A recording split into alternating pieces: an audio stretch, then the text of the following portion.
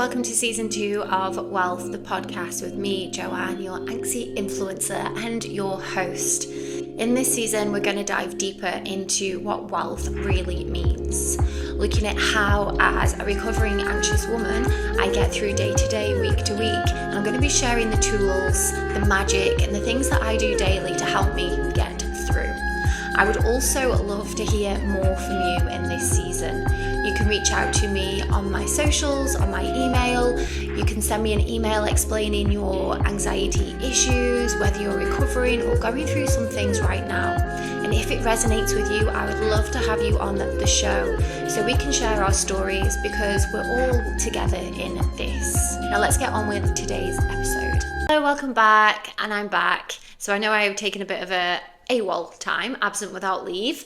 However, I've just not had any time to sit down and plan and record. I feel like I've been a little bit all over the place. So I took the pressure off, and moving forward, I think I'm going to take the pressure off a little bit more as I'm coming up to my wedding in December and the winter season here in Dubai. So I have lots of events scattered. So I'm going to record bi-weekly again. So that's how I very first started. And then if I do get time to do weekly, of course I will do weekly, but I feel like it just takes the pressure off a little.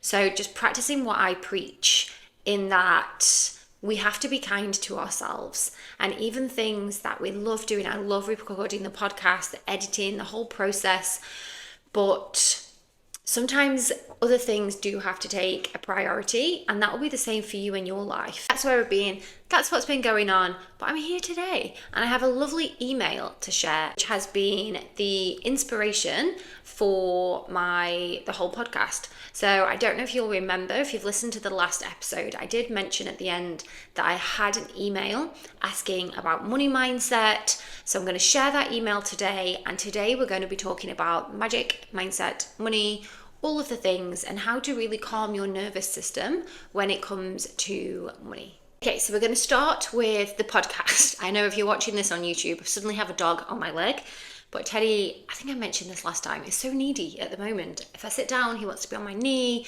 even if I'm at the breakfast bar. So he's going to stay. He's here. So let's dive into the email. Hi Joe, I've been loving all your content lately. Thank you. On mindset and nervous system work. It's really helped me so much. I wanted to ask if you could talk a little bit more about money. Honestly, I'm struggling. No matter how much I earn, I still feel anxious about it. I find myself checking my bank app too often, feeling guilty when I spend and panicking when I don't. I've done all the affirmations and budgeting, but I can't seem to shake the feeling that I'm not safe with money. Yeah, I get that. Since you talk so beautifully about nervous system healing and energy, I wondered, how do you actually calm your money anxiety?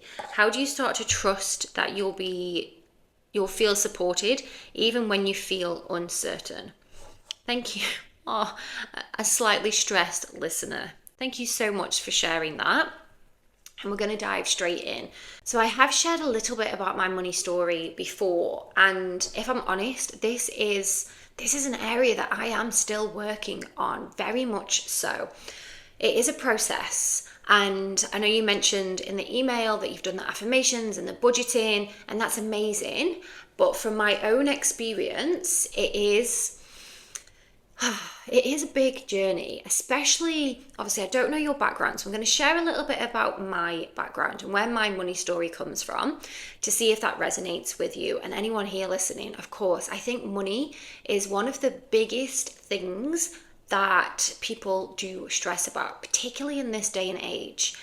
And that is also fed from the media. We're constantly told there's a cost of living crisis, and we've got recessions, and there's inflation and more tax, and prices are rising, and we're constantly fed of how much debt people are in. And I don't think, well, you can don't quote me on this or fact check, just my own opinion. You very rarely see positive stories about money. Other than a lottery win, I can't think of any. Or people giving money to charity. Are there any positive money stories, or are we always fed the negative? that shops are closing down, people go bankrupt, all of the things, the debts, as I mentioned, the cost of living crisis. We're constantly spoon-fed all of this negativeness around money, as well as in the media, where money goes and what money is being spent on. And there is that saying that the root of all evil, money is the root of all evil. However, now I've switched my money mindset. I truly don't believe that, but I think that's what the media wants us to believe. So money is a tool. Money itself is not evil. The only evil comes from the person with the money. So that is not money. That's like labeling all, I don't know. I've just watched Monster, so Ed Gaines is in my head. So he used a chainsaw to kill somebody. So that's like saying all workshop tools are evil. No, it's the person that has the chainsaw that can do evil things with the chainsaw. Because most people with the chainsaw are just going to do whatever you do with chainsaws. I don't know, chop down trees. So does that make sense? So the first thing is rewiring and looking at money as a positive, as a tool for us to be able to do all of the things that we would like to do. And I used to have that in my mind. Rich people are bad. Money is the root of all evil. Money brings bad things. I would constantly have this sort of understanding of that's what money actually is, when in reality it isn't. And I think from a younger age, my nervous system associated money with instability, with stress, with anxiety. I grew up with a single parent, my mum, my father did help, but I always sensed the anxiety that would come when my mum had to spend money. We'd go food shopping in the school holidays. My mum, so Quick Save was the supermarket back then, and we would walk to Quick Save because of the taxi money, and then we'd get a taxi back, so my mum didn't have to pay taxis both ways. So just having that understanding of not being able to have two taxi rides. My mum wouldn't explicitly say that, but obviously I understood the reasons, why we weren't getting two taxis, especially as I got a little bit older. So I have that within me, that is learned behavior about money.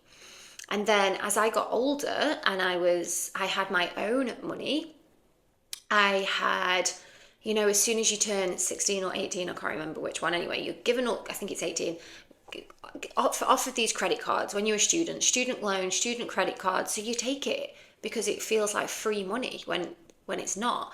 So I got the car, bought, all expensive clothes. Like I was wearing Armani jeans like that even now, well, I haven't got an interest in that now, but at 18, when I was going to university, I was decked up in Armani, Prada handbag, all of those things because it was cool around that time. And my situation changed. So I remember that I did always have money. And then I left the job that I was in, and I ended up leaving. I lived with my best friend at the time, so everything was 50-50. I moved out because she had a baby and I was living on my own, and everything went from being 50-50 to a good pay. I used to work for Vodafone, but then I had enough of working for Vodafone, followed my heart, and I wanted to do more for people. So I went to work in care, but all of this happened at the same time. So my wages halved, but my outgoings doubled. So long story short there, I was behind on loan payments, getting letters, threatening letters. I ended up selling my car and having to get a cheaper one. And then the car company ripped me off and didn't pay the car off. So I had this money lingering. And now when I look back, it wasn't a great deal, but of course at the time it was. It was maybe 5 times what I got paid a month, and I was paying them my rent on my own, obviously having to eat. And when I worked it out, there was a few pounds left every single month. So I ended up then having to do a debt relief order, which meant that for 6 years I couldn't have any credit. Obviously then it wasn't not a bad thing, but I still live in the shadow of that fear of being in debt. I hate being in debt, and that comes from those threatening letters that you used to get, and that feeling of knowing that if you've never been in debt, you may not be able to resonate with this, but it's like feel it like you're carrying a backpack and you've got this, like, oh my God, I owe this money. And then when you start spending money, and if you buy yourself nice things, you have that guilt of, should I be buying this, or should I be using this money to pay off my debt? And then that guilt also stays with you. Well, it did with me. So even if I had money, then I would feel guilty spending it because I wasn't spending it to pay off my debts. Anyway, then what comes with that is the shame. Nobody likes talking about money. Nobody likes to admit that they're in debt or they don't have any money. And especially when you're younger, you try to live up to whatever's on trend at the moment. And you don't want to say, oh, I can't come because I've got no money. So again, you're constantly spending money that you don't necessarily have, but then you feel guilty because you spent the money that you don't really have. And it's just a vicious circle. And the longer that you're in that circle, the more of the hangover, debt, money hangover, you're then going to carry with you. And that's my own understanding and my own experience. And it's taken me a good few years, and I'm talking maybe 10, to drop most of those feelings. And I'll hold my hands up now. I still do get money guilt. I still do, when I spend money on myself, have that little tingle in my belly of, oh my God, I shouldn't be spending this because of the past. Your money story really isn't fixed. It's just a reflection on how our nervous system had to deal with it in the past. So once I'd recognized that within myself, I then started to make small changes. First of all, I cleared off all of my debts as soon as I could. So when I moved to Dubai, that was my main thing. Save money, pay off my debts. So for the first couple of years, I didn't save any money because I paid off my debts. And then I started to save. So I had some savings behind me, but I still had that guilt. Then, of course, because I thought, oh, do you know what? I'm fine with money. I got another credit card. And then I had the repeat of the cycle again, where having to pay interest and not being able to pay the interest and having to move the money around and find a 0% and make sure you're paying your minimum balance, and you miss your minimum balance and you've got all of these fees. History repeated itself there, but that's because my nervous system still wasn't appreciative of the money that I had. And then I was also still not understanding my own money story and why I went to get that credit card. Like now, I still do have a credit card, but I don't use it. It's always frozen. It's got a little bit of money that I pay off just to keep a credit score. That's it.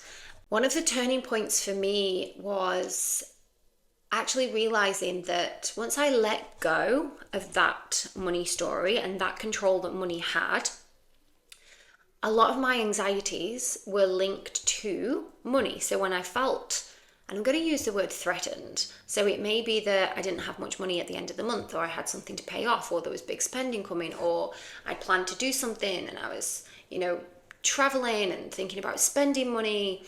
Once I realized that a lot of the anxiety that I had stemmed from that, and then I was then relaying this anxiety onto other things, I was able to sort of pinpoint and really focus on, okay, what do you have? And that's one of the main things that I do all of the time now. If I start to feel a little bit anxious, I take note of what I have around me and really start to be grateful for what I have already. Where I think that the magic happens. So when it comes to money, and we've already mentioned affirmations, and a lot of people listening to this podcast will have some kind of manifestation process, whether it's writing it down, visualization, journaling, just trying to think. And I know a lot of people listening to this as well will want to be manifesting more money, more abundance. Once I'd, again, taken off, when I was manifesting, a label. So instead of saying I want to make 10k months, I started to switch, and you can see if this works for you. Rather than just positive thoughts and thinking, okay, if I think good thoughts, money's going to come. Yes, that does work, but it's also about feeling. So what I started to do was, rather than try to manifest more money, I started to focus on the feelings that I wanted to have. So for example, I want to feel safe in my nervous system. So I would try to manifest opportunities that were going to help me to feel safe in my nervous system. So what started to happen is I would manifest an event and I would get an extra 1,000 dirham, which is about £200. So I was able to put that aside and not worry. I would then manifest something else would come along, or I'd get a message, my client wants more classes, the studio wants to give me cover. And what I noticed was the more I relaxed and took away, I want to make this much money, and focused on, I just want to have a calm nervous system, I didn't suddenly have extra money. I had enough money to keep my nervous system calm through doing the extra opportunities. And that really worked for me, taking off the I want to make X amount of money, because it was always £10,000 a month. Because when I wasn't making that, it made me feel shitty. I didn't feel great. And I was like, oh God, all these people sharing online, I make this, I do this is how you make this much money a month. And I wasn't doing that.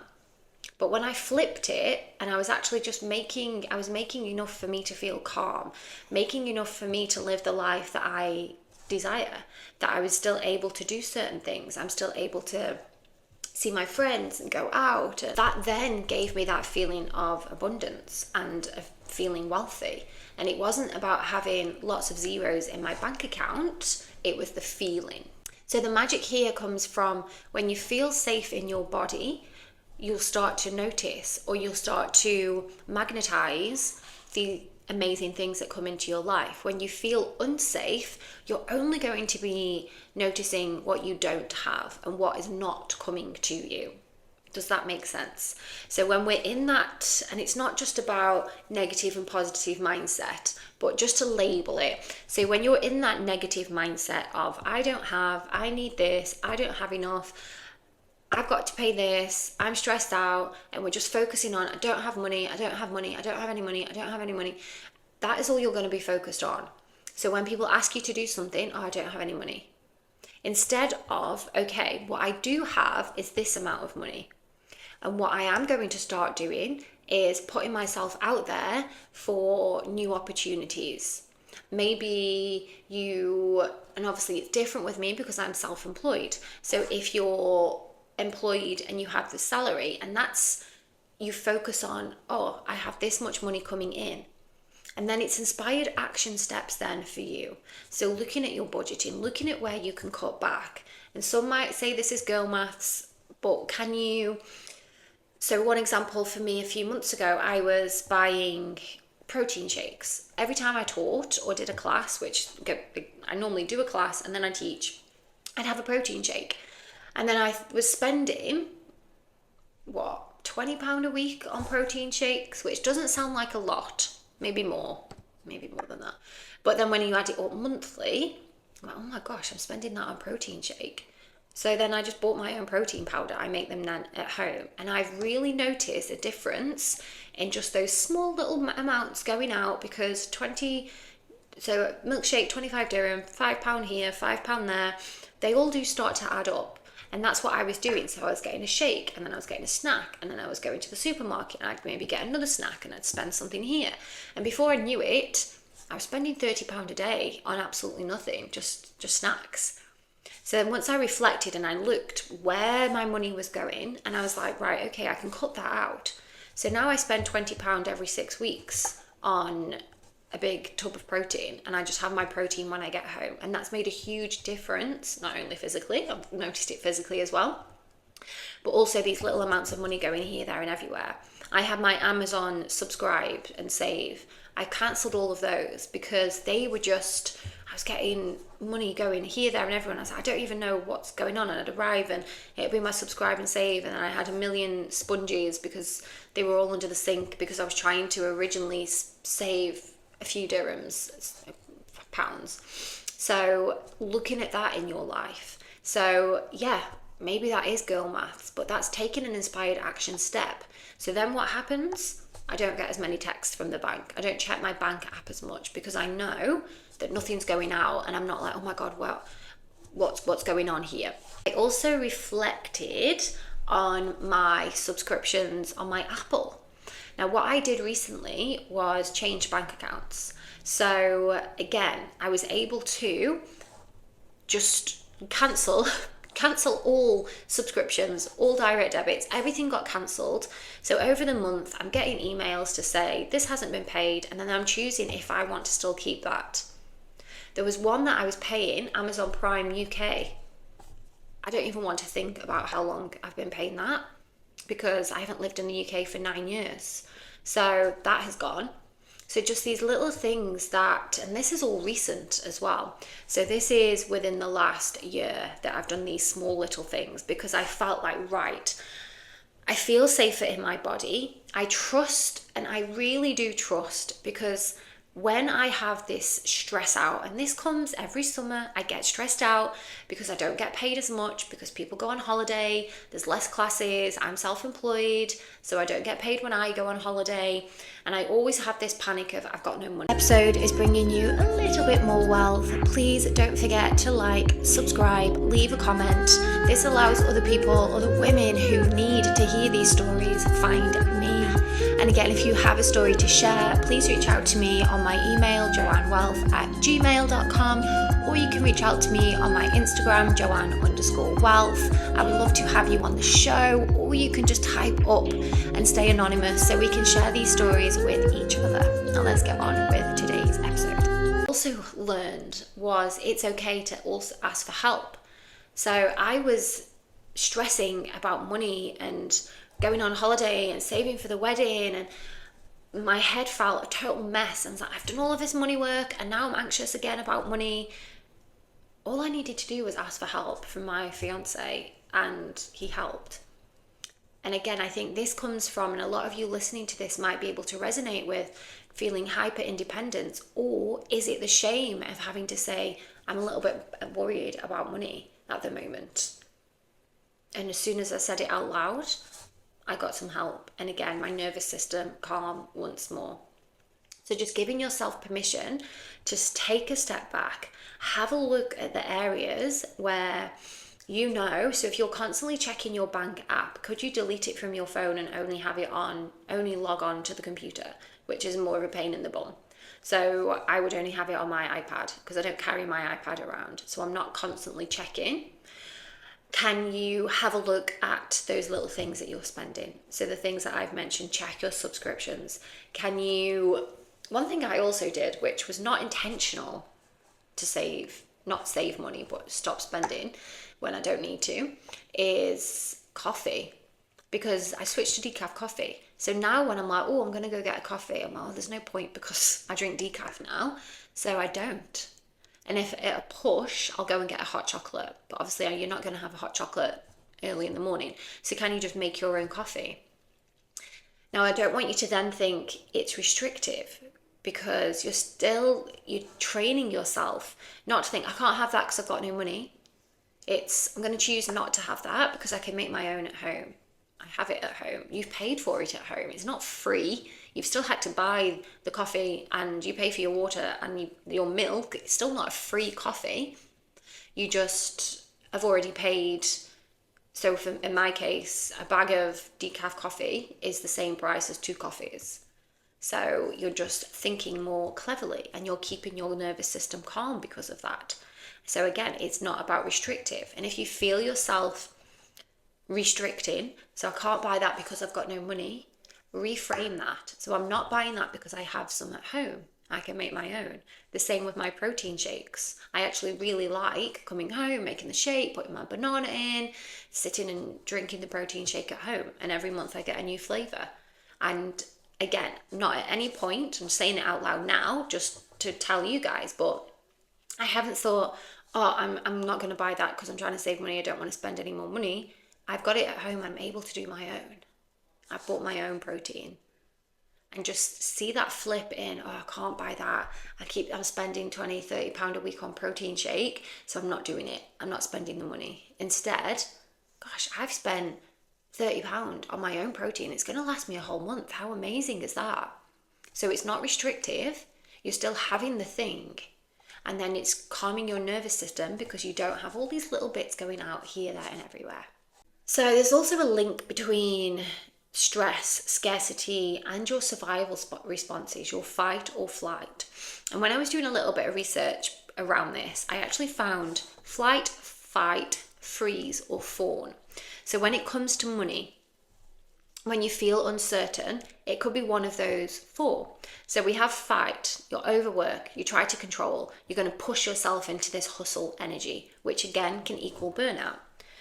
Flight, you start to avoid things. So you don't pay your bills, you pretend it'll sort itself out, you'll numb out, you'll have that stress response, and you might turn to other things, alcohol, food, because you're stressed and you're just trying to feed into that stress.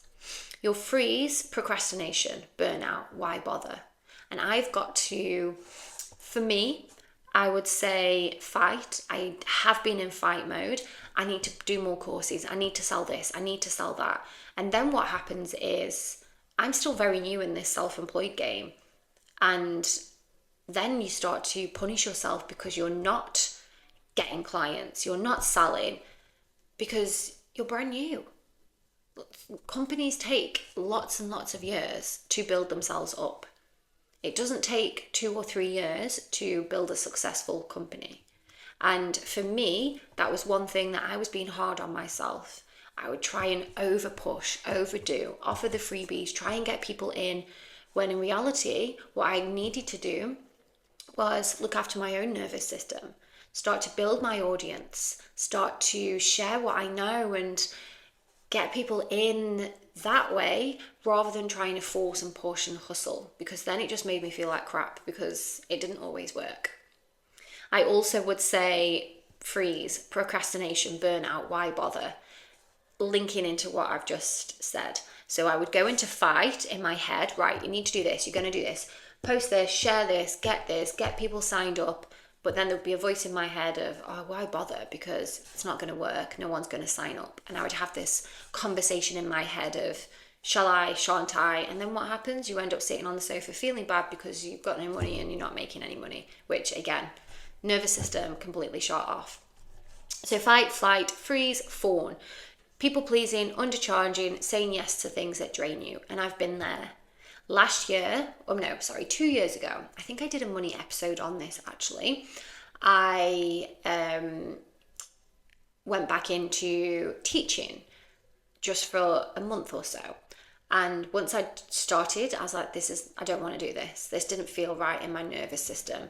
I didn't want to do it. I was only there because I felt like I needed money. It was the year we went to America.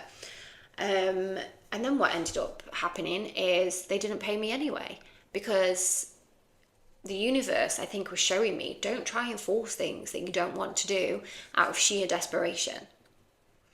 They didn't pay me, and then other things came up, and I was like, right, okay, this is what I need to do. I need to trust.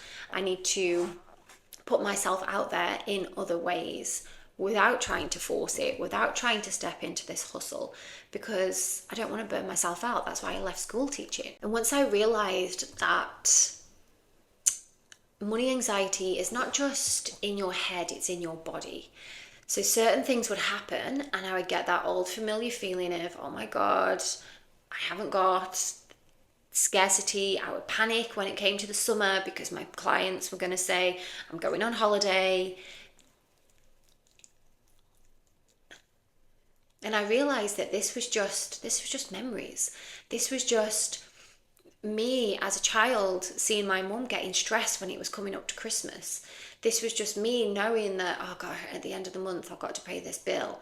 And I was just reliving these moments instead of looking out to see what I'd already got and how I could move forward without the panic.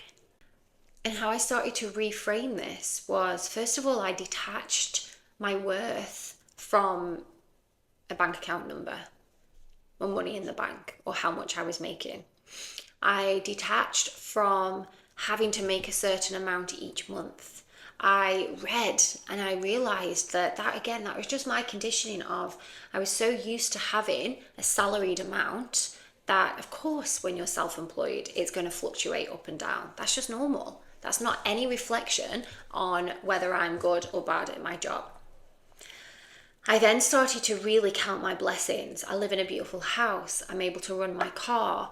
Even if I only made the bare minimum from teaching X amount of classes a week, I can still afford to put petrol in my car, eat, live in my house, have a car, some of these things that are luxury items to other people. And I was stressed out because I wasn't making this magic number that I had in my head. While all the time, how amazing, I was actually making enough to get by and have some extra. And I just left school teaching and I was still learning how to be self-employed and how to make money.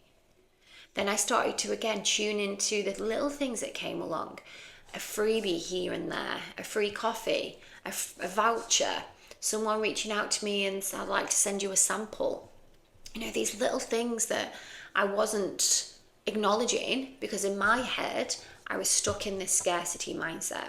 Because I couldn't see it in my bank account, it didn't exist. But it does. It really, really does. And again, like I said, holding my hands up. I'm not perfect with this.